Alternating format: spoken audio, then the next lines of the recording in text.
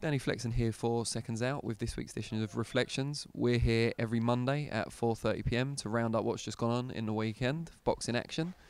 We'll start with Devin Haney, who was in action over in the US on Friday night. He stayed unbeaten with a unanimous decision victory over Zolisani Dungoni. If I've pronounced that correctly, probably not, I don't usually. But he, most people are now saying he's graduated from prospect to contender with a punch-perfect performance, probably ready for the next level. His opponent was also unbeaten, but I think fighting outside South Africa for the first time. Haney was expected to win, but it was a real dominating performance, so that was good. But the biggest bill of the weekend was on Sunday night, rare boxing action on a Sunday night in the Western world. We got to see a title change, IBF super middleweight. Spoiler alert, if you haven't seen it, too late now. Jose Uzcategui, who went into the fight as the favourite, lost his title to his mandatory challenger Caleb Plant. Bit of a heartwarming victory. Caleb Plant lost his young daughter a few years ago, which was devastating obviously for him.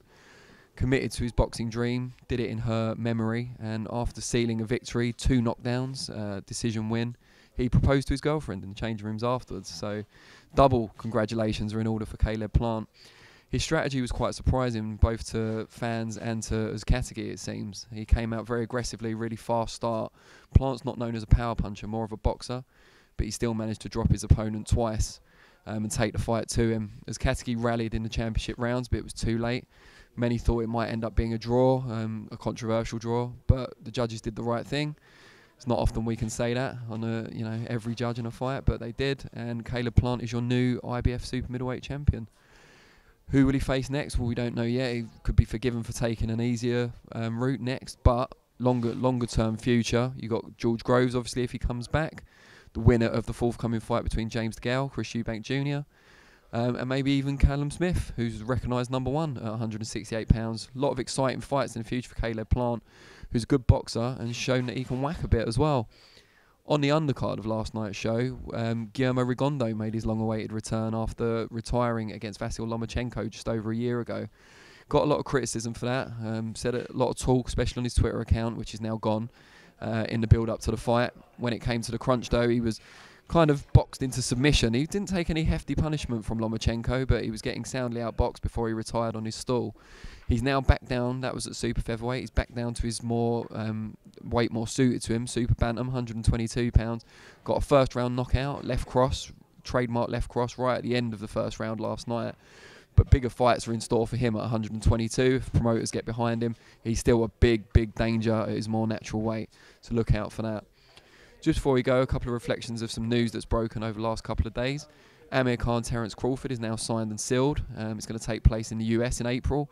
There'll be a London press conference tomorrow, Tuesday, which we'll be at, and we'll be interviewing all the major players, including Bob Arum, octogenarian, tireless. He's coming over, Crawford's coming over, so we're all very excited for that.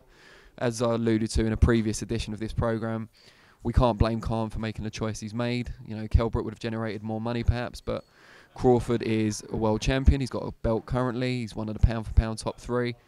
And Khan can really seal his legacy by beating Crawford, although it is a huge ask.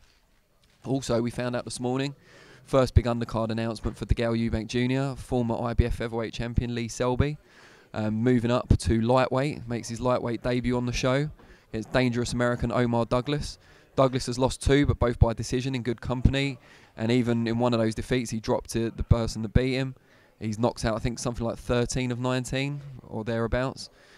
So we're waiting to see what he can deliver at the new weight. It's a big jump up. He was obviously struggling at featherweight for a long time, so we wish him all the best. Okay, so we're back next Monday, 4:30 p.m. We want to engage with you. Talk to us in the comments section below. Let us know what you thought of Uzcategui's performance, Rigondo's return, what you think could be the future for Caleb Plant. Thanks very much.